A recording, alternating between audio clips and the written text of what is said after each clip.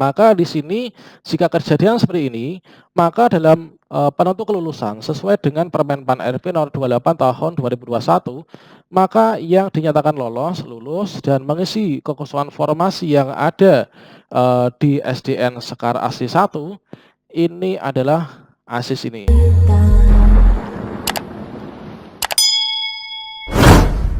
Assalamualaikum warahmatullahi wabarakatuh, sobat-sobat calon guru, selamat datang di channel Calon Guru.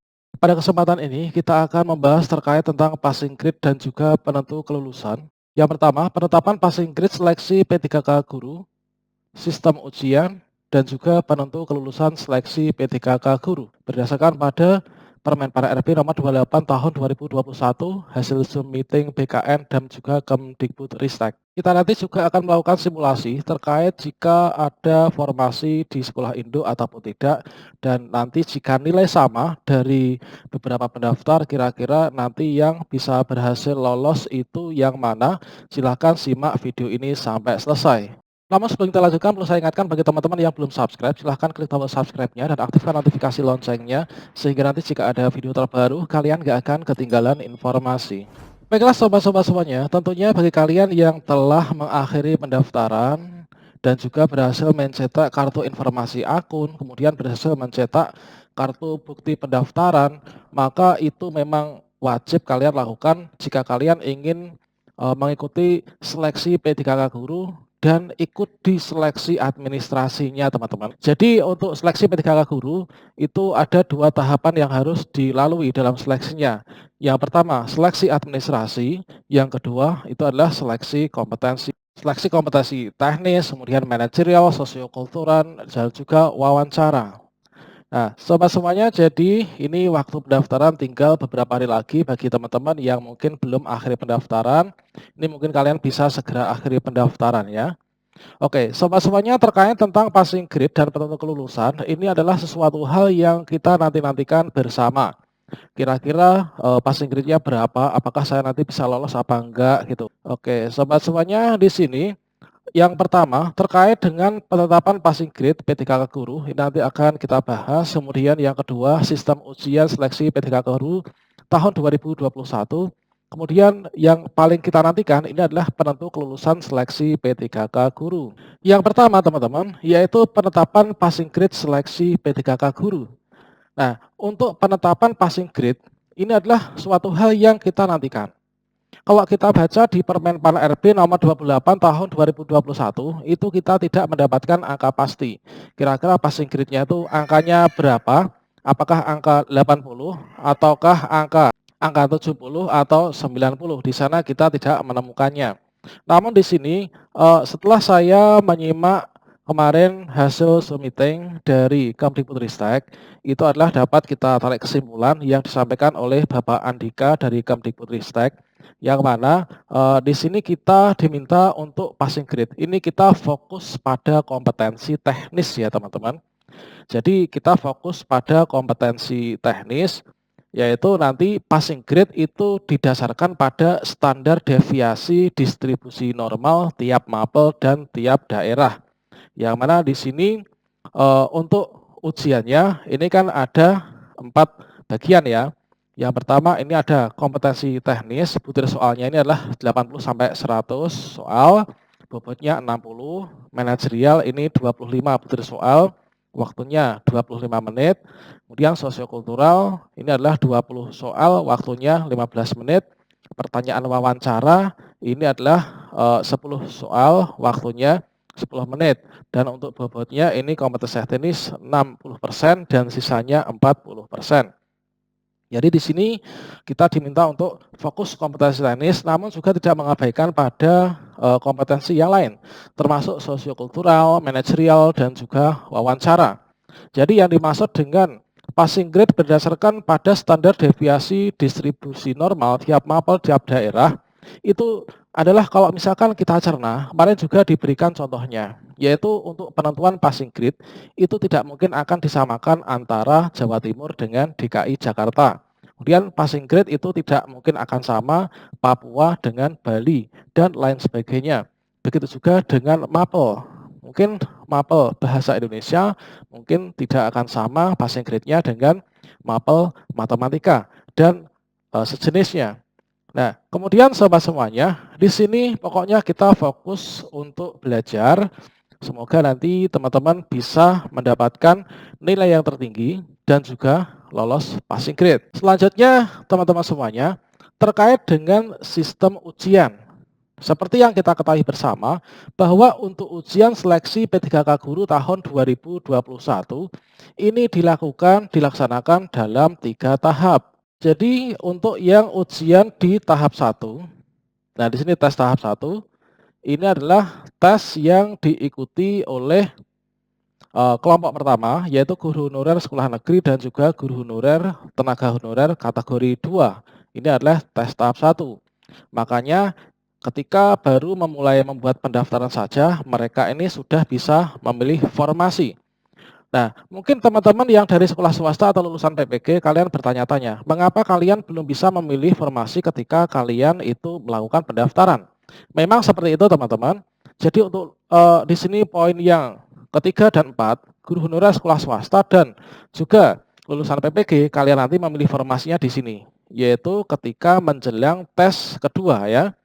Jadi tes kedua nanti yang ikut itu adalah di sini guru K2 dan juga guru sekolah negeri yang tidak lolos di tes tahap 1 dan juga ditambah lulusan PPG serta guru dari sekolah swasta. Begitu juga dengan yang tahap selanjutnya. Ini adalah seperti yang sudah kalian simak pada video saya sebelumnya. Kemudian terkait dengan passing grade dan penentu kelulusannya bagaimana? Sebelum kita masuk ke simulasi, marilah kita baca dulu untuk Permen PAN RB nomor 28 tahun 2021. Berdasarkan Peraturan Menteri Pendayagunaan Aparatur Negara dan Reformasi Birokrasi nomor 28 tahun 2021 tentang pengadaan P3K jabatan fungsional guru pada instansi daerah tahun 2021, yaitu pasal 30. Nah, di sini kita bisa langsung cari untuk yang pasal 30. Nah, di sini di pasal 30, teman-teman, di sini adalah untuk pelamar seleksi kompetensi 1 dinyatakan lulus jika nilai yang diperoleh itu memenuhi nilai ambang batas sebagaimana dimaksud pada pasal 27 dan berperingkat terbaik. Jadi harus kalian lolos ambang batas atau lolos passing grade dan peringkatnya terbaik. Kemudian di sini pada pasal 30 yang ayat 2, ini adalah jika nanti nilai akhirnya ini sama, maka penentuan kelulusannya secara berurutan. Ini adalah yang pertama, didasarkan pada nilai kompetensi teknis yang paling tinggi. Kemudian jika masih sama, ini nanti didasarkan pada nilai kumulatif kompetensi manajerial dan juga sosiokultural yang paling tinggi. Kemudian jika masih sama, didasarkan pada hasil wawancara.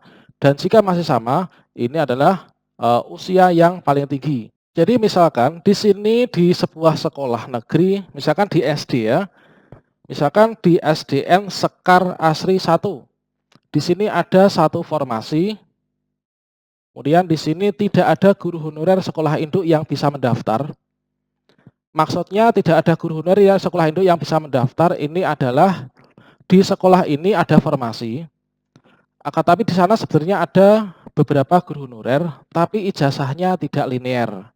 Atau mungkin juga di sini ada beberapa honorer, tapi ijazahnya itu belum punya S1 atau kualifikasi akademik dan juga untuk pada ijazahnya itu tidak linear sehingga tidak bisa mendaftar di SD ini. Ini kita anggap di sekolah ini tidak ada guru honorer sekolah induk yang bisa mendaftar. Kemudian dari sekolah lain yang tidak ada pendaftarnya, ini masuk. Ada 4 guru pelamar di sini. Misalkan di sini yang pertama itu adalah Asis, kemudian yang kedua ini ada Mala, kemudian yang ketiga ini ada Randy, dan yang keempat ini ada Citra.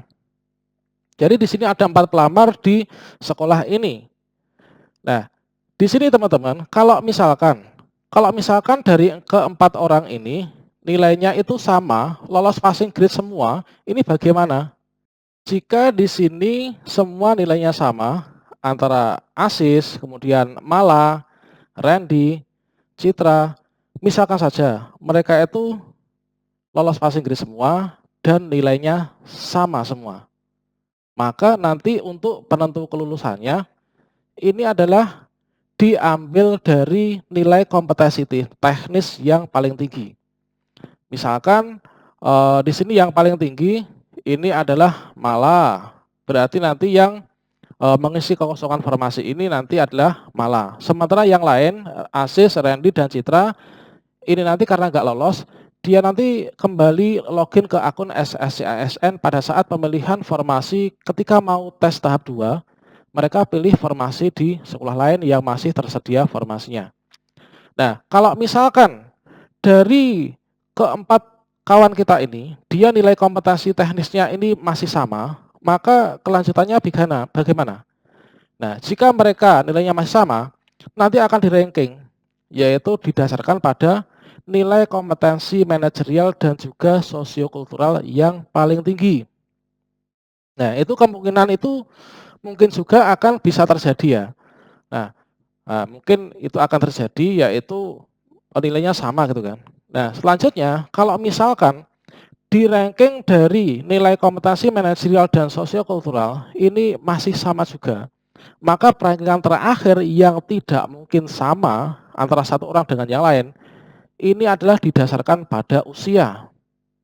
Misalkan saja ini adalah nilainya sama. Asis di sini nilainya itu adalah misalkan 85. Mala 85, Randy 85, Citra 85, semua sama misalkan. Namun dari segi usia, Asis ini misalkan dia itu usianya adalah 40 tahun misalkan. Sementara yang lain ini adalah usianya di antara 35, di antara 35 sampai 38. Maka di sini jika kejadian seperti ini, maka dalam penentu kelulusan sesuai dengan Permen PAN RP nomor 28 tahun 2021, maka yang dinyatakan lulus dan mengisi kekosongan formasi yang ada di SDN Sekar Asli 1 ini adalah ASIS ini karena didasarkan pada usia. Oke, demikian sobat semuanya, semoga bisa memberi pencerahan kepada kita semua. Dan pokoknya entah sistemnya seperti apa, teman-teman, itu yang paling penting itu adalah belajar, belajar, belajar, dan juga jangan lupa berdoa. Saya doakan semoga kawan-kawanku semuanya pada tahun ini bisa lolos P3K Guru semuanya. Dan semoga nanti jika kalian sudah lolos, siapapun yang lolos dalam P3K Guru, maka bekerjalah dengan sebaik-baiknya untuk kemajuan bangsa dan negara kita, sehingga tujuan nasional pendidikan kita tercapai. Wassalamualaikum warahmatullahi wabarakatuh.